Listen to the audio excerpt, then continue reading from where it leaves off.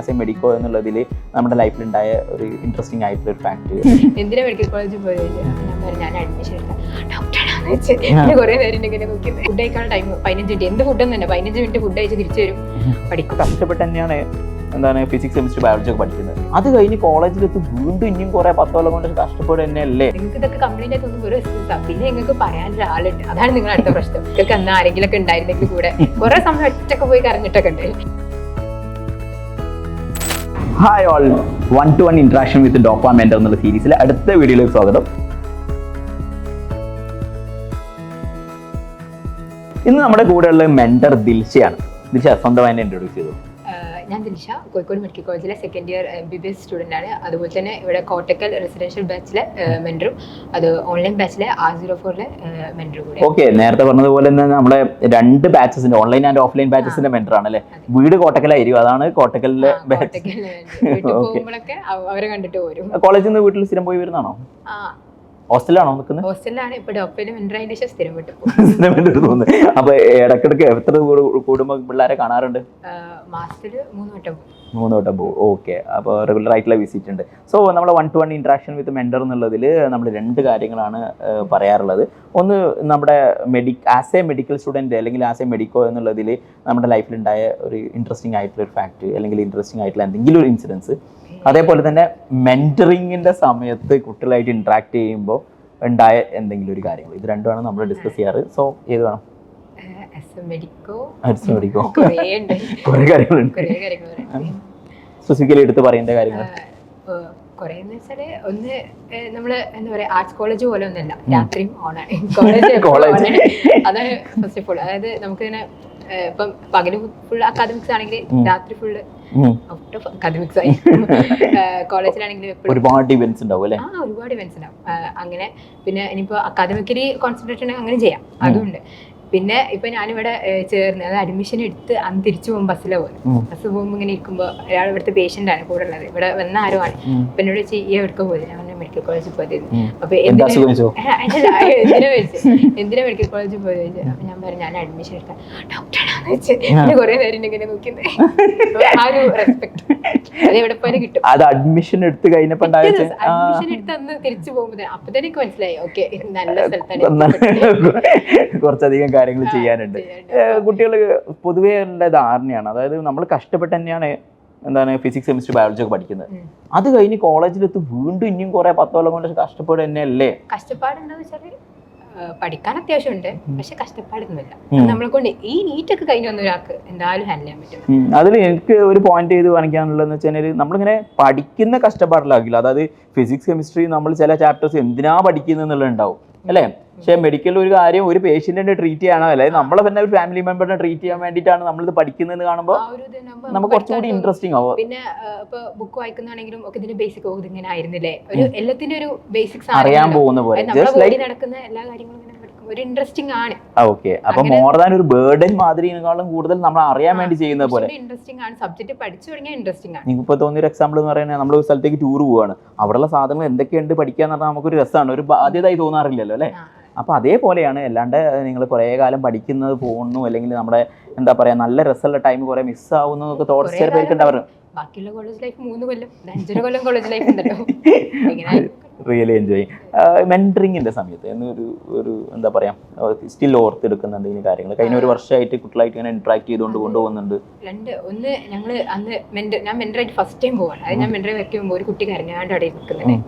സംഭവം വീട്ടിൽ പോകാൻ പാക്ക് ചെയ്ത് ആ കുട്ടി ഇപ്പോഴവിടെ ഹോസ്റ്റലിൽ തന്നെ ഉണ്ട്. ഞങ്ങൾ പറഞ്ഞ് ആ കുട്ടിനെ അവിടെ ഹോസ്റ്റലിലാക്കി. ആ കുട്ടി അത്യാവശ്യം നല്ല സ്കോർ ഉണ്ട്. അപ്പൊ ഞാൻ പറയൂ നല്ല ഇമ്പ്രൂവ്മെന്റ് ഉണ്ട്. അപ്പൊ ആ കുട്ടിന്റെ ഒരു ഇമ്പ്രൂവ്മെന്റ് കാണുമ്പോൾ എനിക്കറിയാം ഞാൻ റിപ്പീറ്റ് വീട്ടിൽ പോയിട്ട് റിപ്പീറ്റ് ആയതാ. അപ്പൊ എനിക്കറിയാം ഞാൻ പറഞ്ഞ് വീട്ടിൽ പോയാല് വിചാരിച്ച മാറി തന്നെ ഇവിടുന്ന് പഠിക്കുന്ന മാറി ഒന്നും നമുക്ക് പറ്റൂല.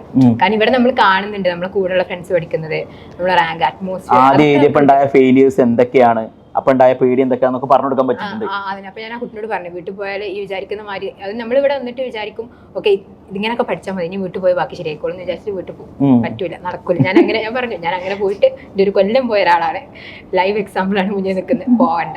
അപ്പൊ ആ കുട്ടി അത്യാവശ്യം സ്കോർ ഉണ്ട്, ചെയ്യാൻ പറ്റുന്നുണ്ട് അല്ലേ. അത് തന്നെയല്ലേ കുട്ടികൾക്ക് ഉണ്ടാവുന്ന ഒരു കാര്യമാണ്. അതായത് നമ്മുടെ വീട്ടിൽ നിൽക്കുന്ന സിറ്റുവേഷൻസ് മാതിരി ആവില്ല, ഫുഡ് ഡിഫറെന്റ് ആയിരിക്കും, എണീക്കുന്ന സമയമായിരിക്കും, ചില ദിവസം ഭയങ്കര സ്ട്രെസ് ആയിരിക്കും, കുറെ ആൾക്കാർ പഠിക്കുന്നത്. സോ അതൊക്കെ ഇങ്ങനെ മാനേജ് ചെയ്യും. അത് ഹോസ്റ്റലിൽ നമുക്ക് നമ്മുടെ ആഗ്രഹം എന്താണെന്ന് ചിന്തിച്ചാൽ തന്നെ നമുക്ക് ആ ഒരു ഡെഡിക്കേഷൻ ഉണ്ടായാൽ മതി.